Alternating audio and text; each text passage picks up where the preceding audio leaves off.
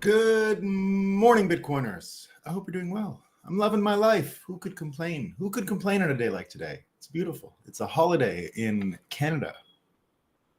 They're for some reason doing the Memorial Day thing that you have in the States next weekend, a week earlier. Here in Canada, in the rest of Canada, they call it the Victoria Day weekend in honor of Queen Victoria. But in Quebec, it's different. It's the Patriots Day. So they had something, blah, blah, blah. It's Patriots Day. Who cares? It's a lot of fun. We had the Canadian Bitcoin conference this weekend. You know, that was a really good time. I'll talk about it a bit in a few minutes. Lots of folks in Canada, in Montreal for the weekend. Lots of Bitcoiners. We had a good time. It was a lot of fun. A lot of fun. So there you go. I'm just waiting for some chats to come in. It's always delayed with this new studio that we use, but we love the Rumble studio. Where's my... Doesn't say I'm using the Rumble studio here. I wonder what's going on. Normally the watermark or whatever... Oh, yeah, maybe you see it and I don't. Okay, that's probably what's going on. Bitcoin Deb. Hey, Nolan. Happy Monday, indeed. B for victory. Bon matin. Good morning, Bitcoiners. CB, the crew. Hey, CB. Hope you're doing well. What's that noise that I just heard? I don't know. There was a noise when I clicked. We got Kevin Opar in the room saying saludos, Aqualodge. Good morning, John Galt Clips. Good morning, Wagme. Indeed, Wagme. We are gonna make it. We love it. We love it. I'm going to be getting the stand tightened. It takes a IKEA screw. If you see there's a little bit of a wobble, I'm trying to get rid of that for y'all. I don't want you getting seasick watching the breakup, right? We're not into seasickness from tilty cameras. We're not into seasickness. No, indeed. Indeed. All right.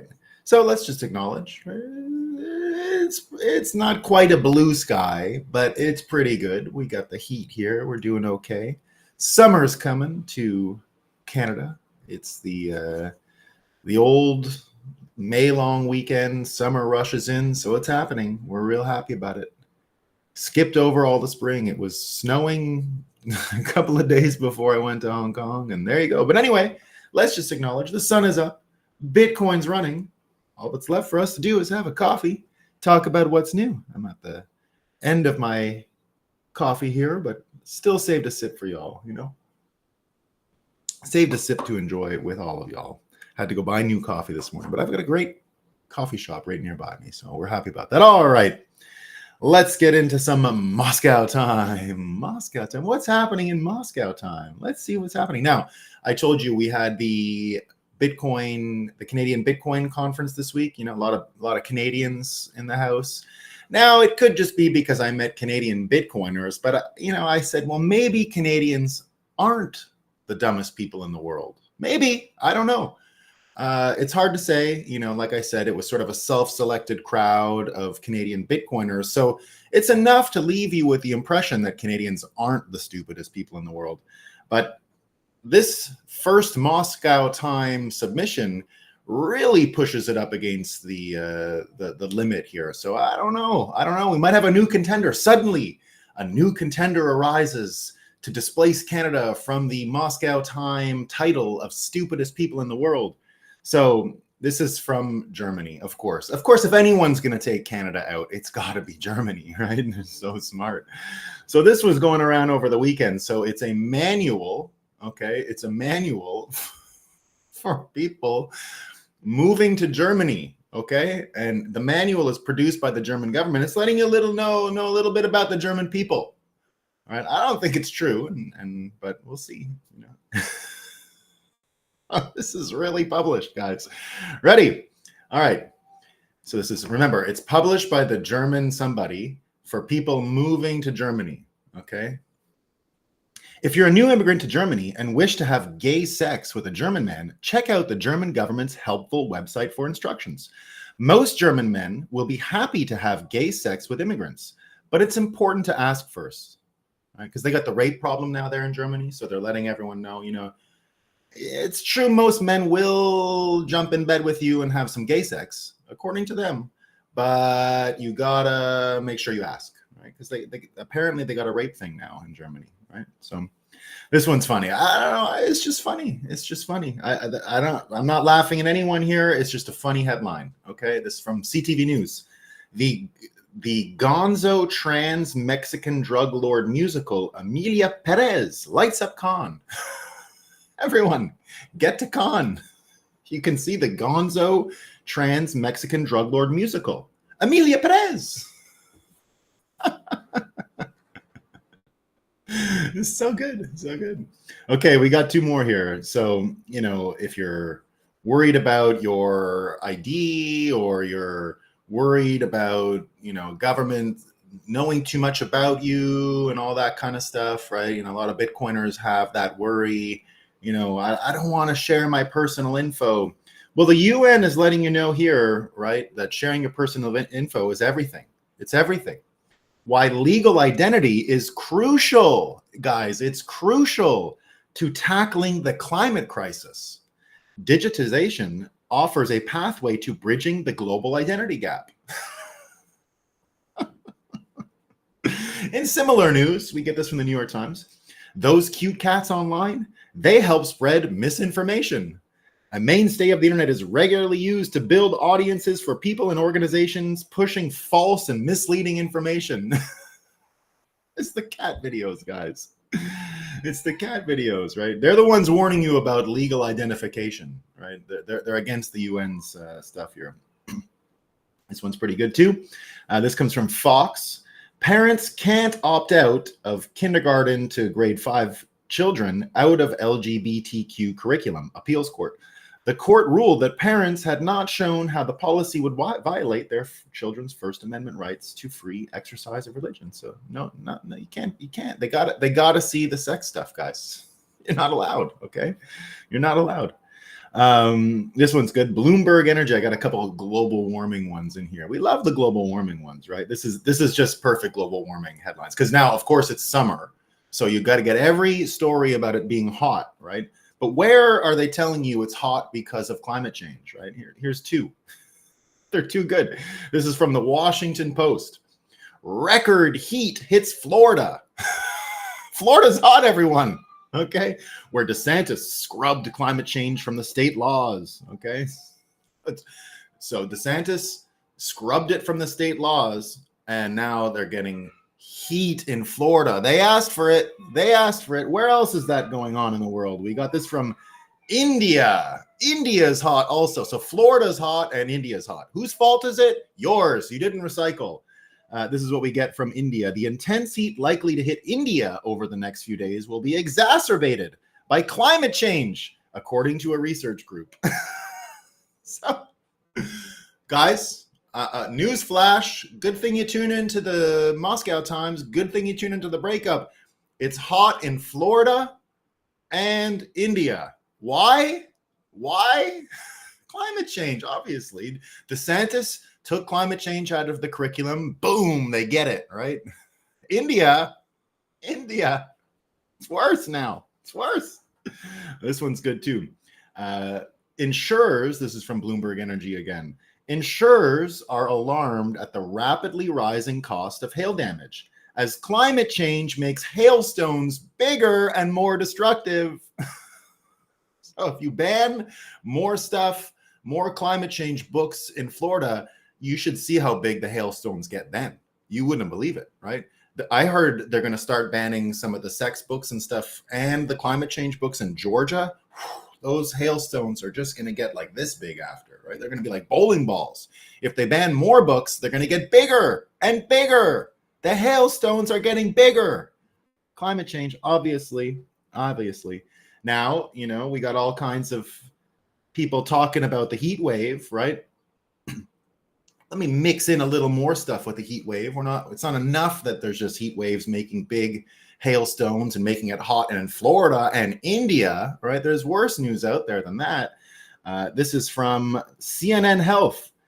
New virus variants threaten a summer COVID-19 wave, but experts say the risk remains uncertain.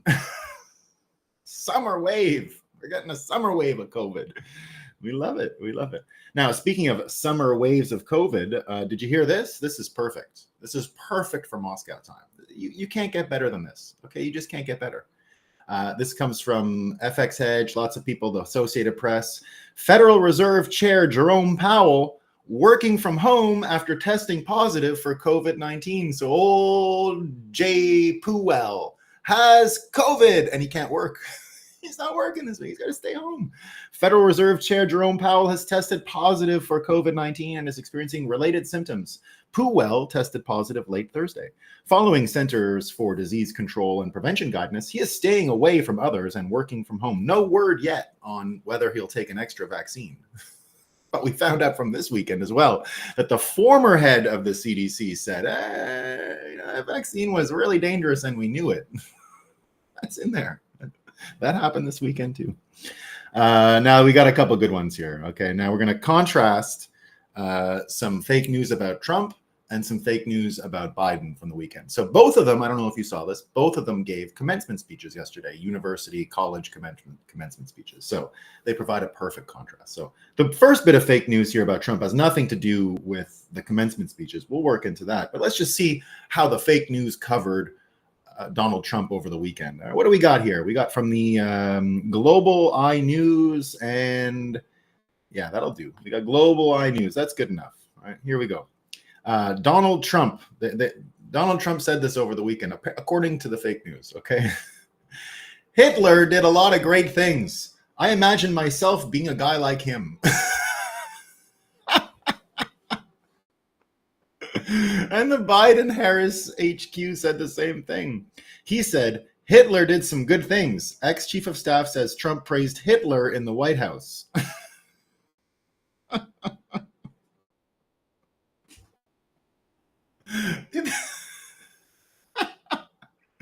Hitler did a lot of great things. I imagine myself being a guy like him.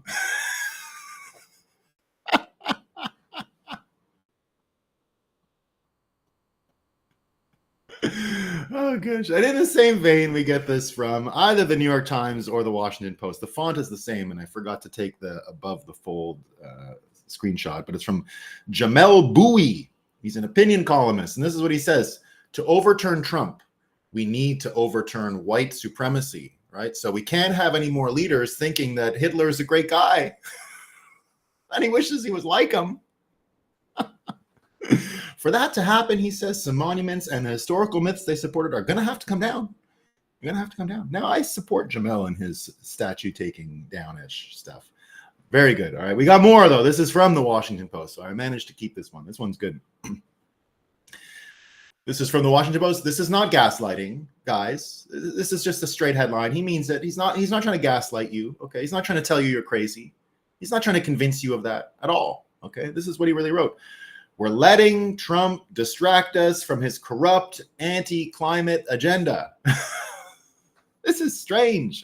Substantive vacuum in his campaign cycle, right? Opinion by E. J. Dion Jr. You might think that the environment and climate in particular would be playing a large role in the 2024 debate. Yet there is a strange substantive vacuum in his campaign cycle. I gotta get him. He's not doing enough. Not doing enough. All right. Now, the ones with Biden are great. So Biden gave a speech this weekend, and it was at this commencement speech. And a lot of people said it was really divisive. A lot of people said it was dark. A lot of people said it sounded Nazi-like. A lot of people said that. You know, a lot of people said that.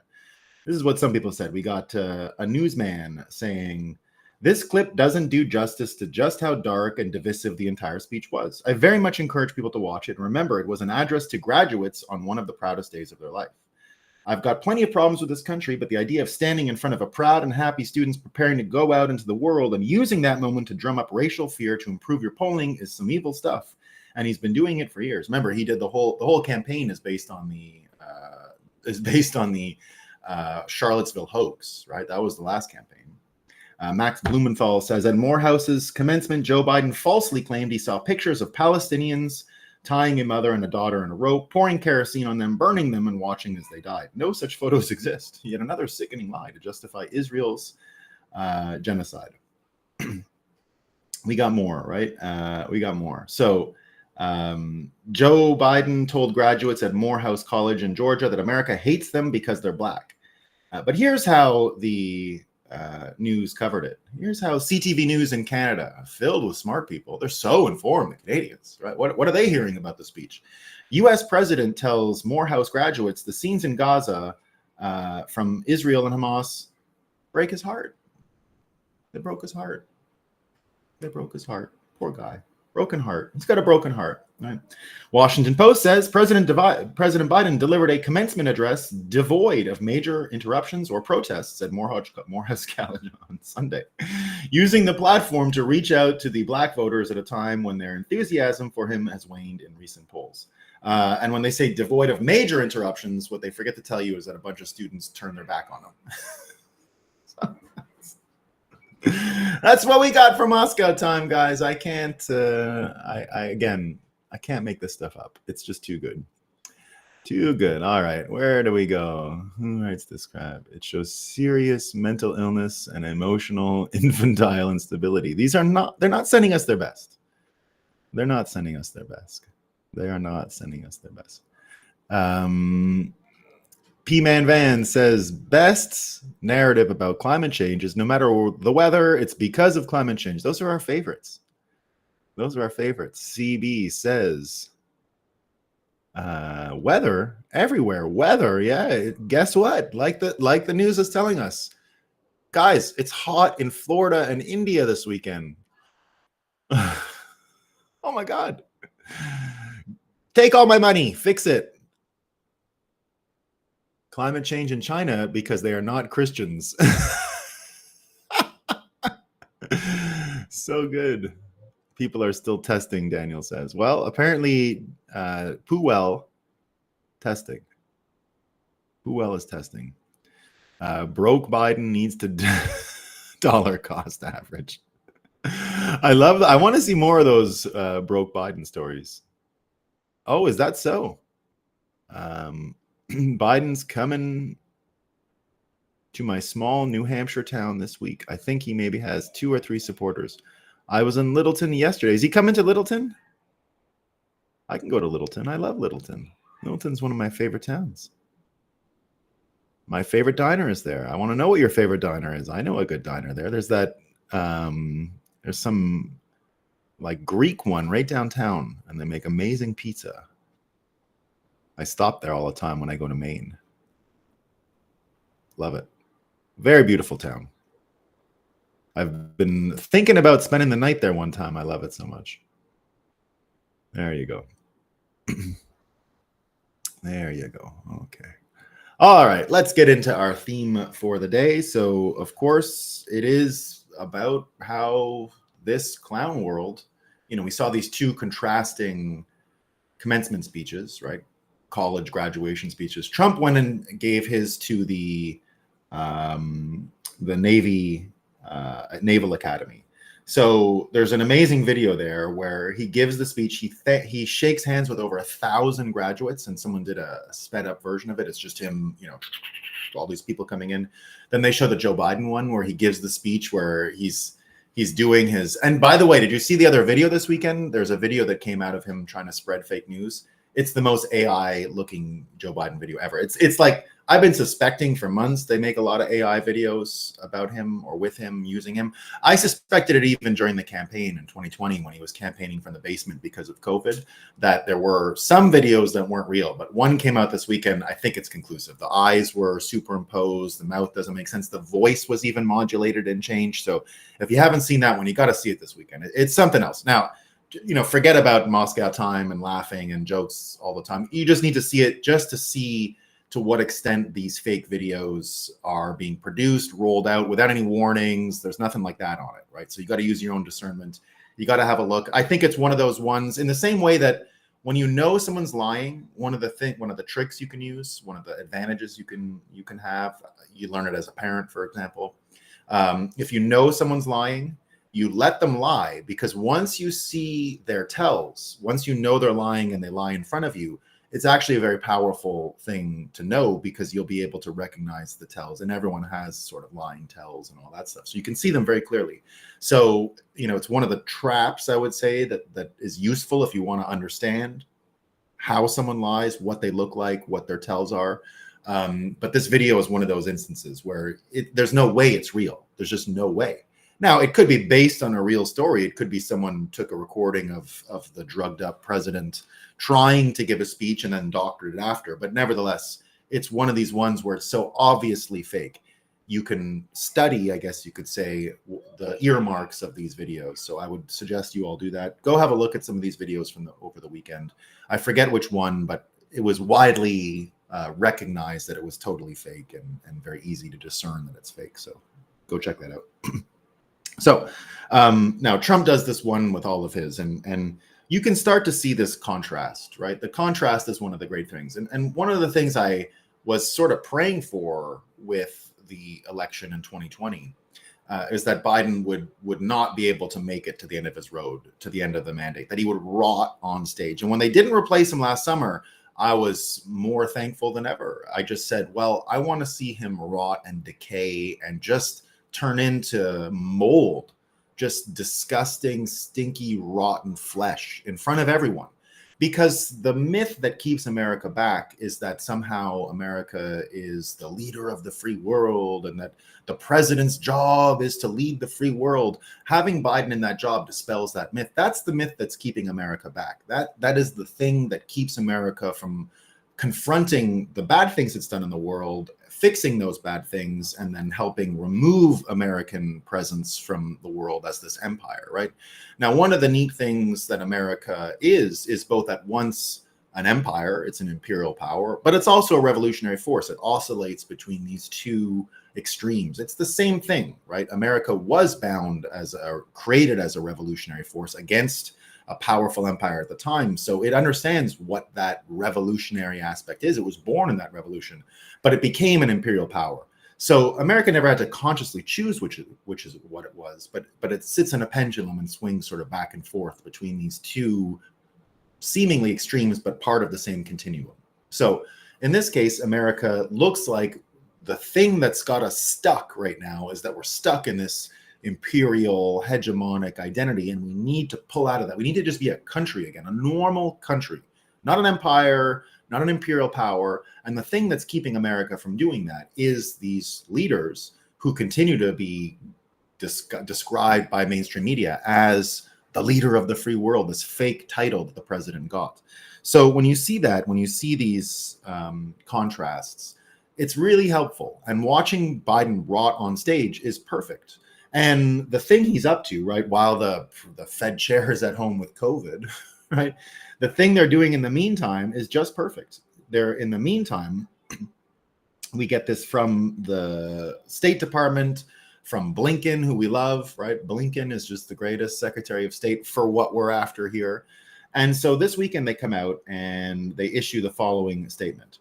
What Putin destroyed, Russia must pay to rebuild. So you've got Congress here. Congress has given us the power to seize Russian assets in the US, and we intend to use it. We are working with the G7 partners to see that Russia's immobilized sovereign assets are used to remedy the damage Putin continues to cause in Ukraine. Now, what did we predict here on Moscow time 2 years ago when this war started? That eventually it wasn't just going to be the money they took from Russia. It wasn't just going to be the seized reserves assets. It wasn't just going to be the weaponization of the US financial system against Russia to seize the assets. They were going to spend the money too. And that's what we've got, right? That's what they're talking about doing here. Mike Benz comes out and says, there's zero reason this precedent wouldn't equally allow China to one day just seize all US assets and investments in China to pay to rebuild Iraq, Afghanistan, Libya, you name it. Good thinking, guys. Just rob everyone. Take the money. Don't even think 3 seconds into the future. Now, they're not capable of thinking into the future. I don't think. I think that's one of the limitations here.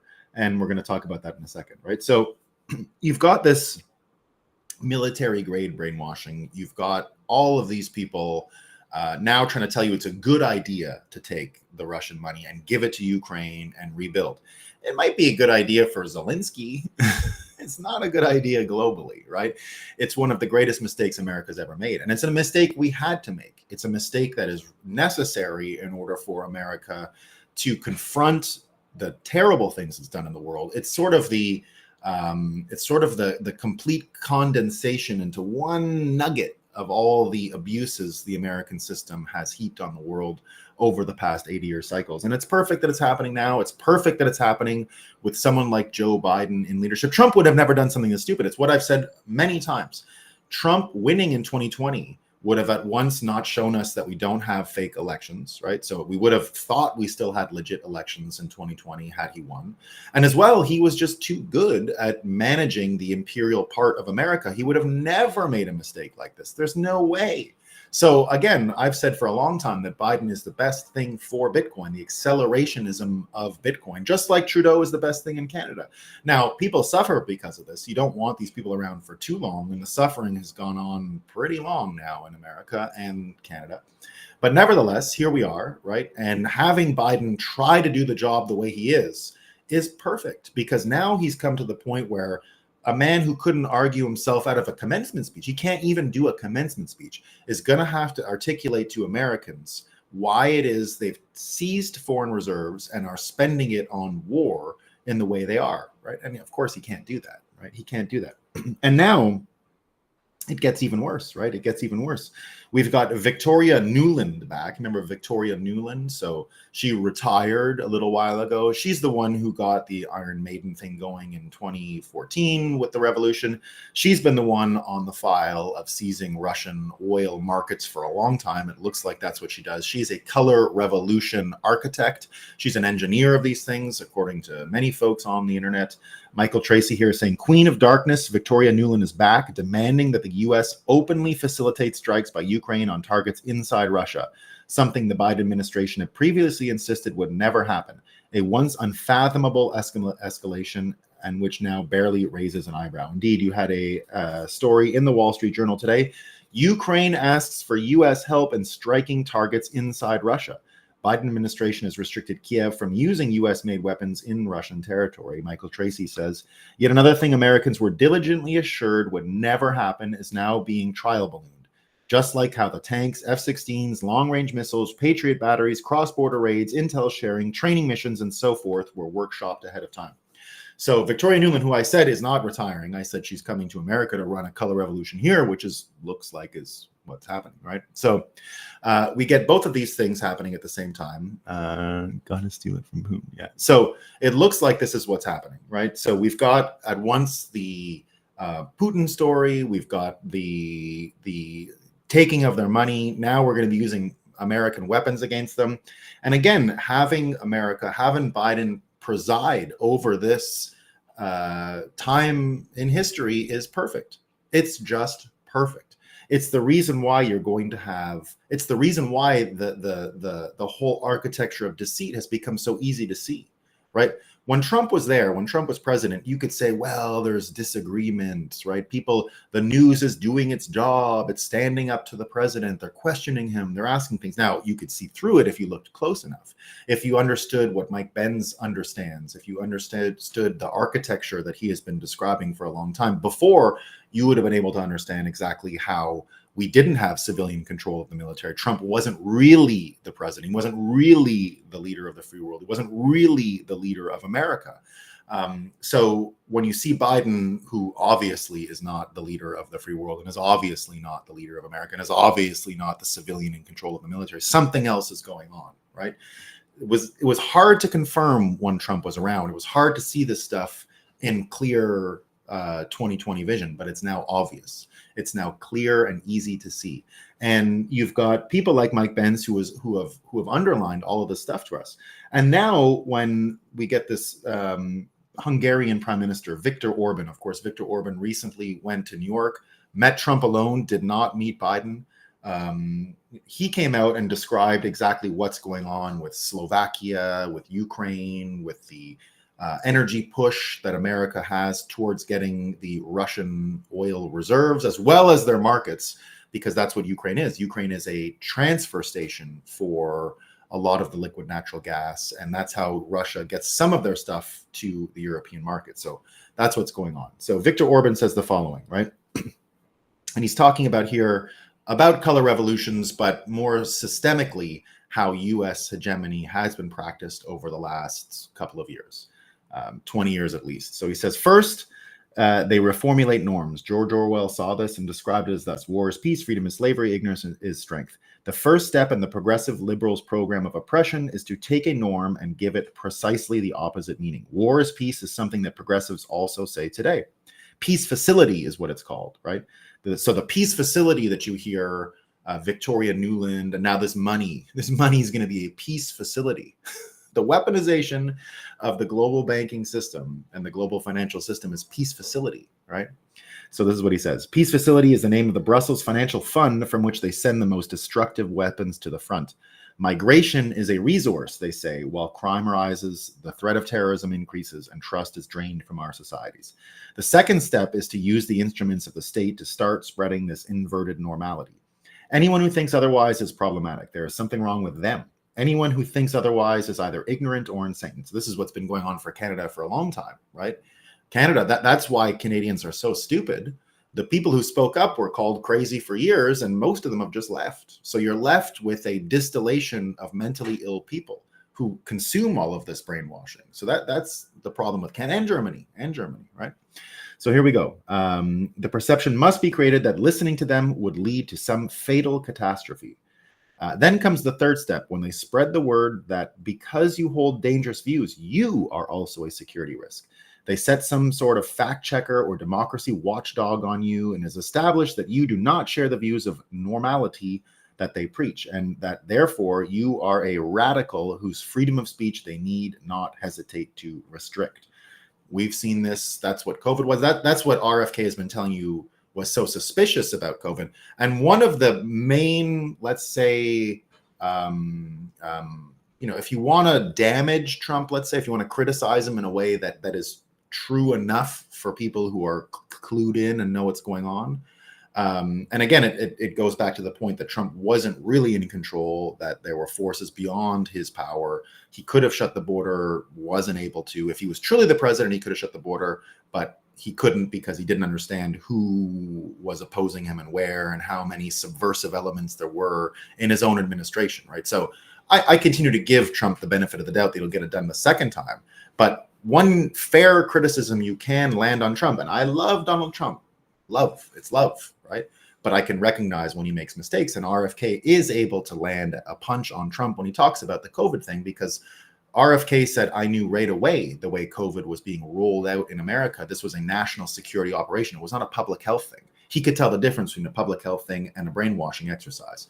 And he says that Trump was able to be rolled by these bureaucrats, that he didn't get that they were rolling him and confusing him and tricking him into thinking there was this huge pandemic when it was really just an exercise in brainwashing. So I don't know exactly the contours of how true all that is. But when RFK says it sounds correct to me, right? That Trump should have known better about Fauci. Why did he follow Fauci? Now, again, I will be sympathetic to Trump on this too, because imagine if Trump had got it wrong. It wouldn't be the same scenario, right? If he goes against the science, you're going to be in big trouble. Back in 2020, it was a different time. We have to judge it by its own time, right?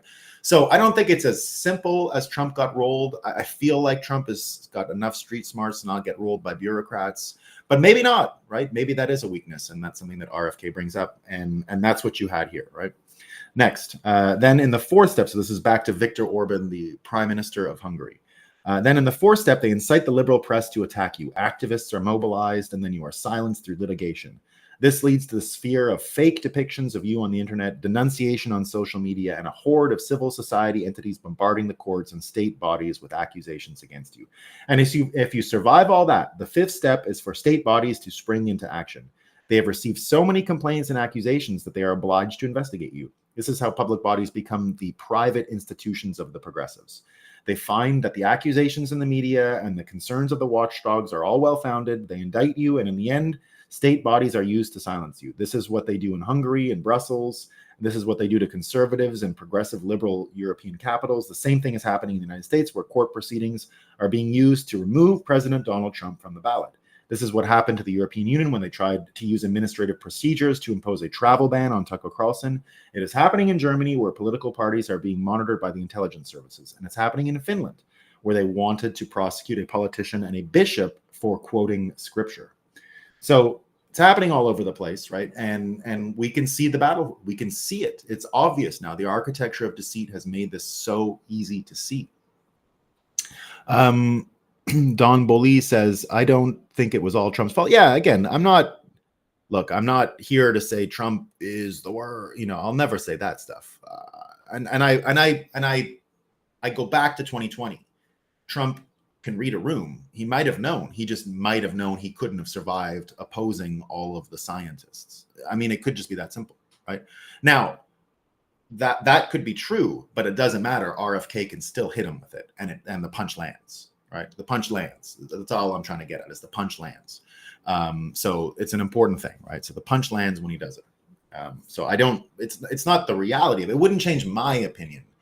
I just recognize it as something that distinguishes Kennedy from Trump. And there are many other things that distinguish them, right? There's many things that I think Trump is way better on, right? Way better. So, I just want to put it out there that it is something that we can now see, obviously, that he was being rolled by all these bureaucrats. And I think we even saw today the case of the Chinese corruption in Harvard, and how much it costs basically to buy one of these health experts, the kind of person that rolled Trump. It's not a lot. It's not a lot of money, right? But that it was done systemically. Let me see which one it was. I don't think I put it in my notes, but I have it here. And it comes from, it actually comes from, here's where it comes from. It comes from Doomberg today. Doomberg's whole thing today on Substack is exactly this. Western elites can be bought and Chinese communists are limit long. For greed, all nature is too little, from Seneca. And he talks here about January 2020. The chemistry world was rocked by an epic bombshell. Professor Charles Lieber, chair of Harvard University's Department of Chemistry and Chemical Biology, was arrested and charged with making false statements to U.S. federal government investigators.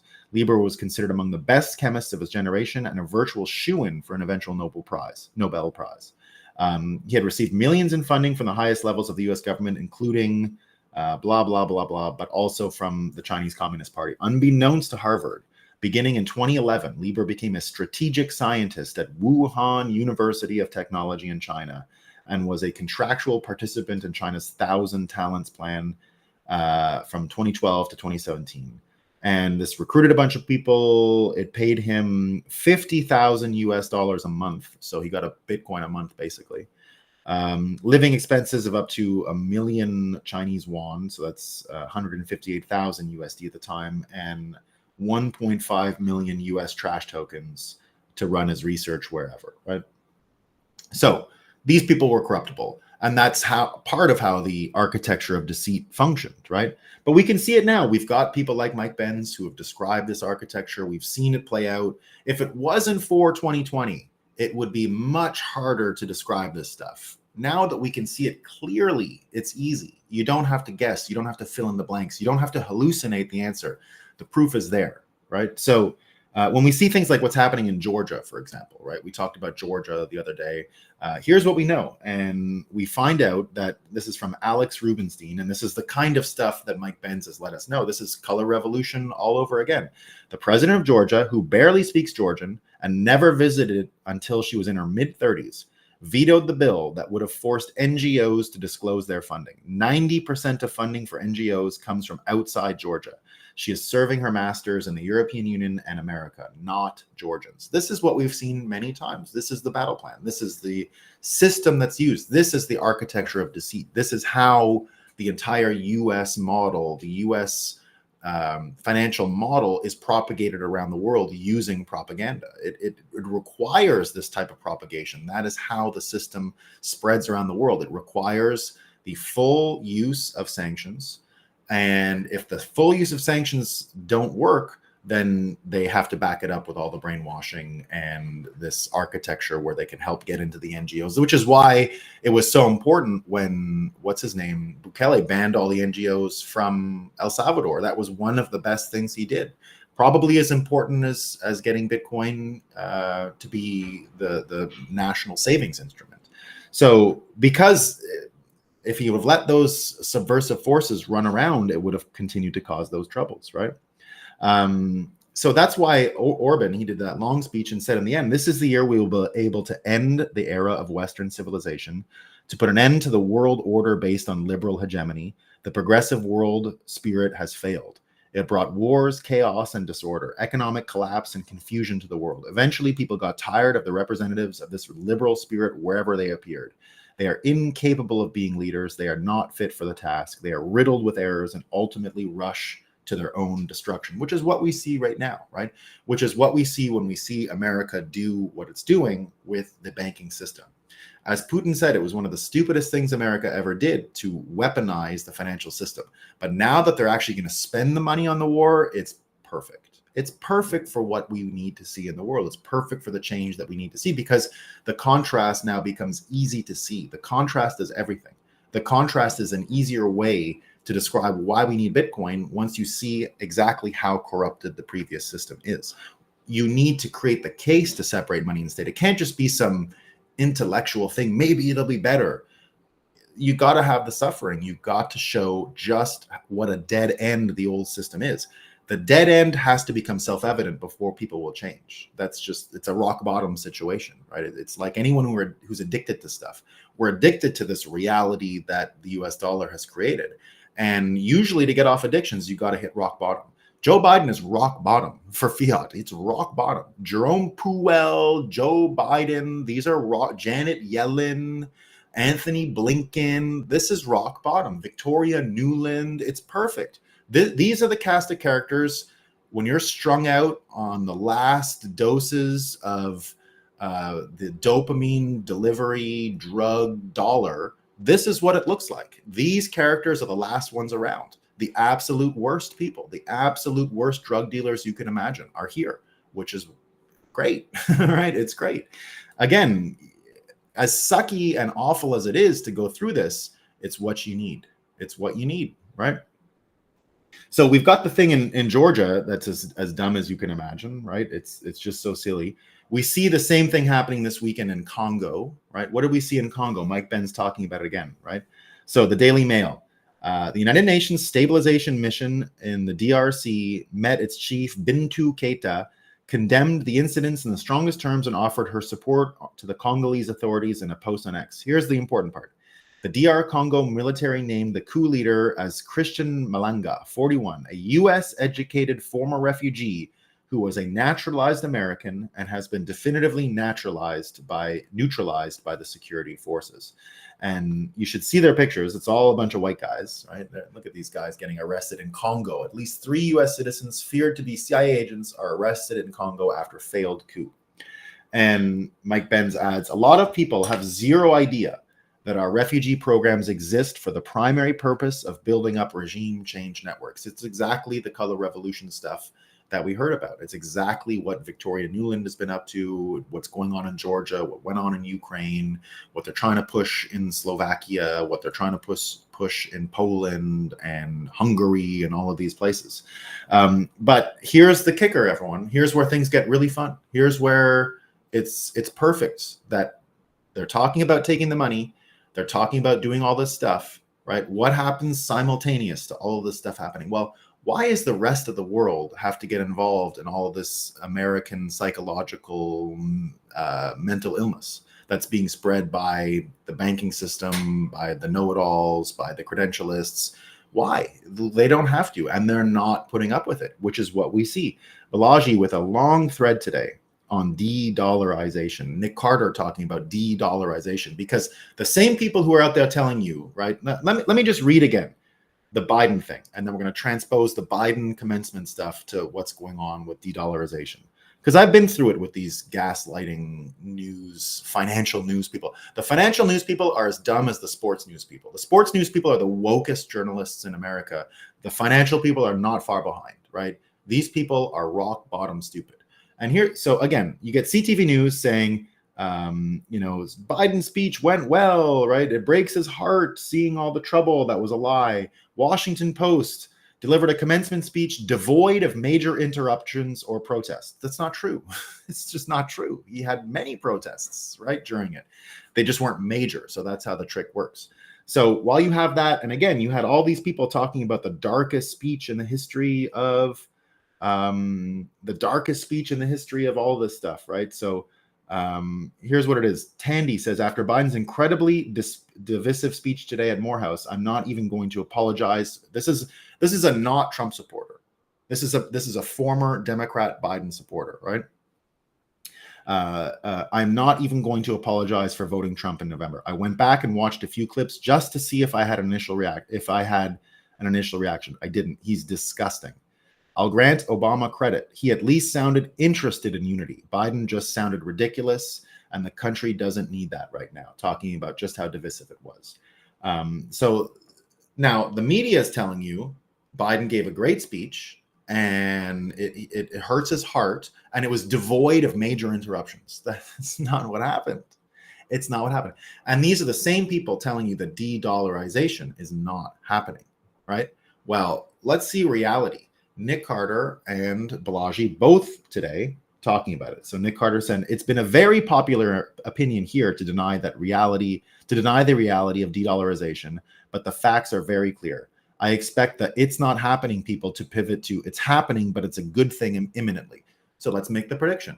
I agree with Nick Carter. You're going to hear from it's a transitory de-dollarization too. It's actually good, but it is actually good. So you're going to hear these stories, right? I'll be the one telling you it is actually good. So there we go, right? And you get all kinds of people commenting on it. Balaji doing a whole thread on it today saying de-dollarization equals reindustrialization, which is where the Bitcoin piece comes in, everyone, right? Indeed, America needs to change. It just needs to be a normal country again. And if that happens, we're going to be much better off. And this is what it looks like. Balaji says, in theory, de-dollarization enables reindustrialization. Because if you can export dollars, why build anything else? You make 99.99% cents on the dollar for a new dollar. It's a very high margin, made with zero effort and zero pollution. Why make screws or bolts or planes or trains if you can literally print money? Let someone else do that overseas. That was the logic of the 1971 to 2021 era. But the problem arises when people at home and abroad start realizing they're getting diluted to prop up the dollar, or when you're in a military standoff with China and fiat currencies are suddenly less valuable than actual factories.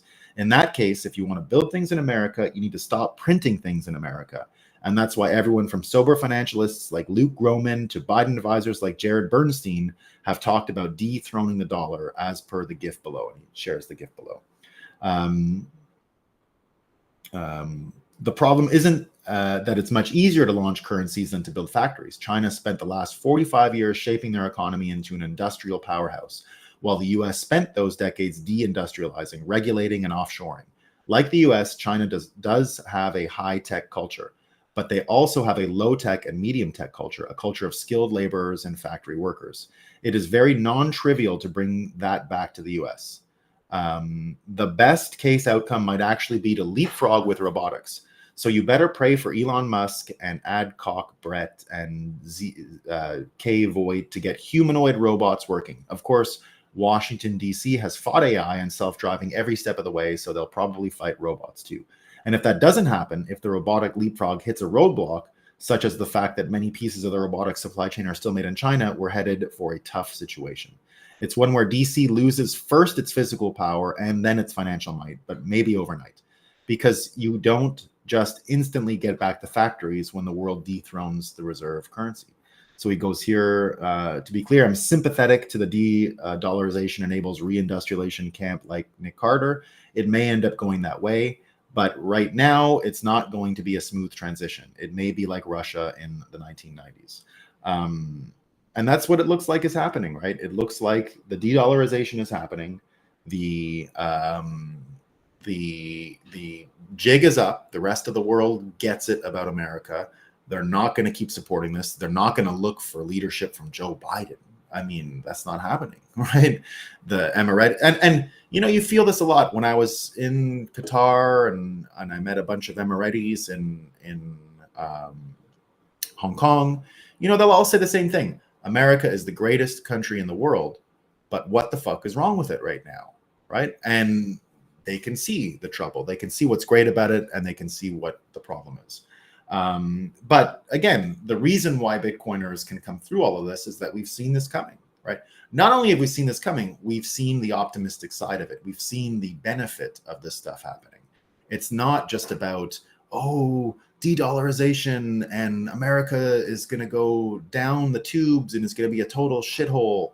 I mean, that might be the case. That might be the case. But Elon Musk this weekend as well, talking about something that a lot of Bitcoiners believe and that you can find in my books, and is one of the things that really separates us. It's an existential benefit that we have against the fiat-minded people, which is that we're optimistic. So Elon Musk said it this weekend, I'm optimistic for the future. I'm quite optimistic about the future. We should never be complacent, he says, but I do think that if we are not complacent and entitled, the future will be great for the world. I think we're headed towards a bright future overall. I wrote exactly this in the Bitcoiner's Guide to NPC Management when I talk about optimism and what a huge benefit it is for us, right? So what I said about it then is that we don't spend too much time, just how to deal with NPCs that are pessimistic, right? Because you often find anyone who's consuming this military grade brainwashing is pessimistic. It's their natural pivot, right? Global warming made it hot in Florida today. Like, of all the stupid things you can get anxious about, heat in Florida is about as dumb as you can imagine, right? Because if you're going to get anxious about that, it isn't going to end. But here's what I said about it, right? The most general tactic you can employ is a technique called Optimus Prime, which is to project absolute optimism about the future because of the economic system Bitcoin provides. Bitcoiners know the meme Bitcoin fixes this, because once you understand Bitcoin, it becomes simple to imagine a better world. All Bitcoiners have faced the blank canvas of the future when you finally perceive Bitcoin. As a result, all Bitcoiners have repopulated their visions of the future, and this is powerful to share with NPCs. It contrasts with the command and control fiat system that demands fear about the future, stunting most people's capacity to imagine or predict any future at all. This is a dimensional advantage for Bitcoiners and can be applied with asymmetric results even among the lowest energy NPCs. Indeed, that's why we do it, right? You can use Bitcoin, not even use Bitcoin. Once you understand Bitcoin, you don't need to use it to be optimistic. You'll naturally have optimistic thoughts about the future because you'll be able to diagnose the problem. Once you can diagnose the problem, the cure becomes obvious, and you can see how the cure will affect all kinds of things. You can start to imagine how it goes. Just like the people, that's the reason why when you heard earlier about Mike Benz talking about, why don't you take the Russian reserves and then give it to Ukraine? And they can't even predict, right? The sludge people, the NPC sludge people that still think this world that still think university degrees make this world go around, and credentials and good intentions and all that stuff. They think that stuff still makes the world go round. These are the people that can't predict what's going to happen if you now spend the money you've seized. They can't. There's no capacity to predict, because I think to them the future is just uncertain to such an extent that why even bother thinking about it? They continue to show this habit of not being able to predict 5 minutes into the future. None of the consequences of their actions seem obvious, right? The perfect examples were these student strikes with the Hamas thing in America. The girl who went out and said, we're doing a sit-in hunger strike, but we're hungry. Can you give us food? Like these people who can't imagine that they're not gonna, that they can't plan for the future to such an extent that they know they might be hungry in 12 hours. So they come out and look stupid begging the fake news for food. Right? It's crazy, just crazy. So that's why we do it, right? And I put that Optimus Prime spell in there as a thing we should all do. Great greetings persuade. Greeting people with your extreme Satoshi-induced optimism is a reliable shield and dagger. Saying something like, I love life and I'm enthusiastic about the future, can create wild reactions. Just look at Elon this weekend. Elon said he's optimistic, and everyone going, whoa, what about global warming?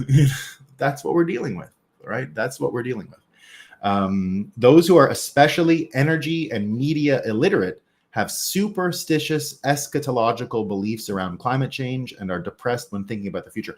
Eschatological means, of course, the end of the world, right? It's the study of end of the world ideas.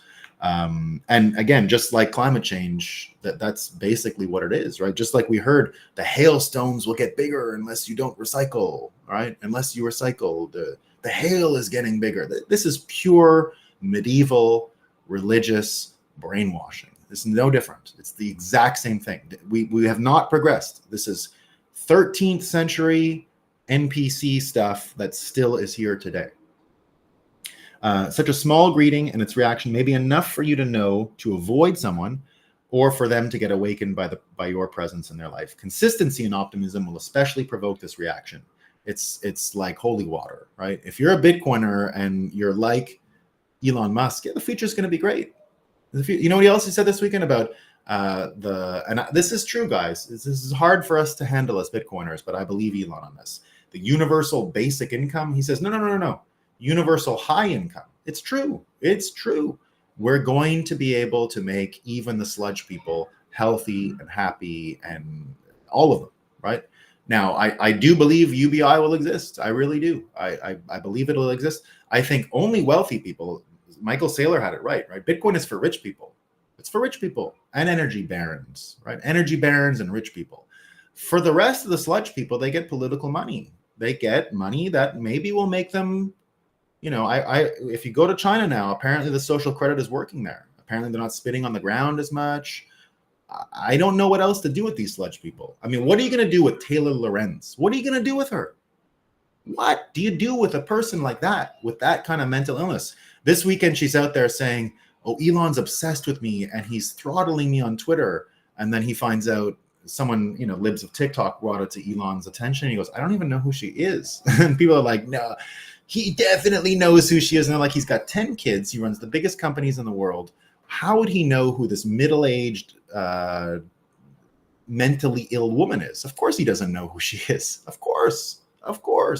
But what do you do with her, right? Do you let her die? I don't want to do that. I don't have any ill will necessarily against her. I don't think she's in on it. She's just dumb. She's just fucked up. So what do you do with these people, right? Do mentally ill, handicapped people, blind people, do these people not deserve sympathy all the time? Of course they do. She's no different. She has a physical, mental disability. She has a disability.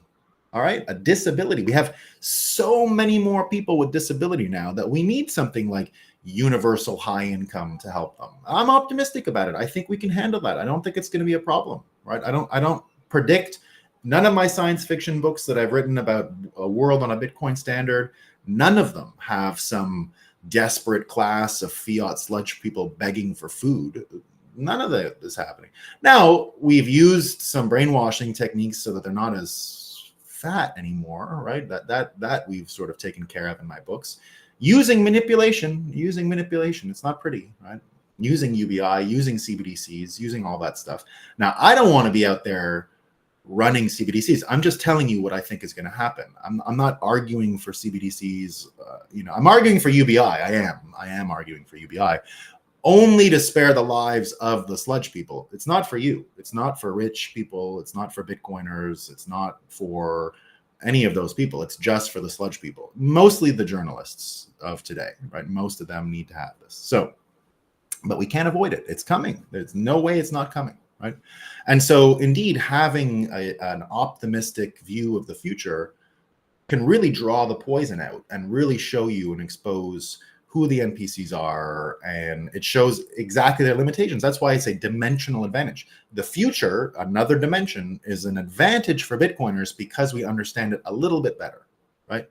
It'll be on Solana or something. It'll be, and it's going to be as hellish as you can imagine. It's going to be like, don't eat this food and don't do this and don't do that, and you jaywalked. It's going to be awful for them. I don't want anything to do with it, for me personally. That's why I hold Bitcoin. I'm not getting involved with their politics coin, their Vax Pass money that they're going to institute everywhere. I'm not down with it, right? But it's going to happen for them. There's nothing we can do, right? It already exists. It just changes names. It's going to become more efficient. The good news is, guys, just like, in Indiana Jones, when he's got the gold or the bag of sand and the gold thing at the beginning, right? And he's like, what we're going to do, it's going to be beautiful. You know what we're going to do? We're going to get rid of all the bureaucrats and trade them for UBI for the people directly. Oh my God, in Canada, it's going to be hilarious. All these people, All the know-it-alls. Now they have to just live off of their UBI check instead of their salary. It'll be about the same, but all their salary is going to be reconstituted and put into checks for everyone, and that's it. Yeah, it's going to be buy the bug burgers with your dog what if tokens. It's exactly that, Jose. Yeah. No. There was a time, guys, there was a time where I believed we could make the Bitcoin thing happen through like transfer payments and the poor people of the world, but it was never really a serious idea, right? I always had a feeling we were going through Wall Street first. We're going to get the rich people, separate the rich people from government money, and separate the energy companies from government money. All of us who got into Bitcoin early, we're the exception to the rule, and we're very few, so it's obvious. We're not like the huge trend. It'll be historically important and interesting, but it's not built. It's built off of our psychological backs in the sense that the strength we have and the conviction we have is why the rich people are coming, or will continue to come to our side and to count their wealth in what we counted in. But that's the way I see it going. So unfortunately, it's not as pretty as maybe some Bitcoiners told you it would be in the beginning. I think they believed it. I could see that it was possible, but COVID took that delusion away. There's just too many brainwashed people, too many NPCs. The damage, the mental damage was too great from fiat. The brainwashing was too great. We can change it pretty quickly. It might just take one generation to change. I think we can do it, but that's not how we win. Unfortunately, the truth is we win by putting the Bitcoin mind virus into the wealthy people, into the energy companies, and drawing them to our side. And with them on our side, the game is literally over. It's already over. It's already over. We already did it. It's already happening, and it can't be stopped. It can't be stopped. I've had this conversation a few times with very smart people I went to law school with who get the fiat world is ending. They haven't jumped into the solutions yet because they're still too stuck with the credentialism, and they'll say, like, you gotta stop it, right? Like, how can you be okay with this? You're gonna change, it's suffering, you're gonna change the whole world. I'm like, it's not my choice. I didn't choose this. Once you start the engine, you can't stop it. There's nothing that can be done to stop it. It's going. There's no one's in charge of it. No one can stop Bitcoin. It's gonna do its thing, and its thing is going to be to work into the minds of the people who don't want to be the NPCs and who are resisting that. And unfortunately, these are generally high IQ, rich, smart people. Right now, we love the low IQs too. We love the poorly educated. We love them. Right? They're all welcome. There's no limit, but it's just reality. Right? Iranian president, yeah, dead. I don't know anything about the Iranian president, though, CB. I'm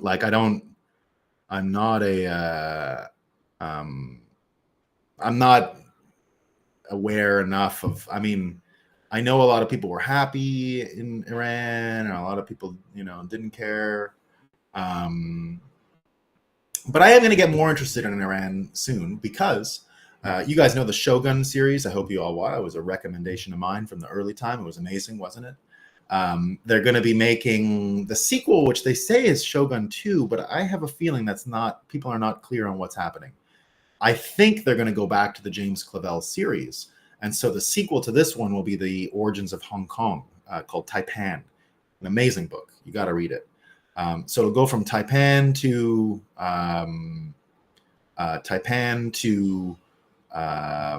after that, it goes back to Japan for Gaijin, the end of the shogunate. Then it goes back to World War II in Singapore. And then after that, it goes back to Hong Kong for the 1960s and the Wall Street dollar stuff of Hong Kong, which will be amazing. But the series ends, it goes finally to 1979 in Iran. And so it goes Japan, Hong Kong, Japan, Singapore, Hong Kong, Iran. And it's the history of this family and drugs and money and all this stuff. And then it ends with the Ayatollah thing. So I've been saving that one. So I'll be reading that one in the next little while, and I think it's going to help me get interested and know more about Iran. Was about to blow the whistle on Boeing. Is that so? Huh. Yeah, look, I mean, did we do it? I don't know. I would only go by incentives. I wouldn't want a mind read on this one. But the fog, right? The fog is kind of the perfect time to assassinate someone. So they say he's lost in fog, so you can add confusion, right? So that's a part of it. That makes me say maybe. But I don't understand the advantages of him dying for Israel or America. Like the the people like him. I just don't know enough about what's going on. So I don't want to say. This would make me believe, yeah. I mean, maybe it's that. I don't know enough about it. I'll look more into it. All I see now is this guy. You know, I understand the rest of the Middle East better than Iran, unfortunately, for you guys. All right, team. That's all I got for today. I hope you have a good day. I'll see you all tomorrow. All right. Have a good one. I got to fix the wobbliness. Let me know if the wobbliness is too annoying. Peace.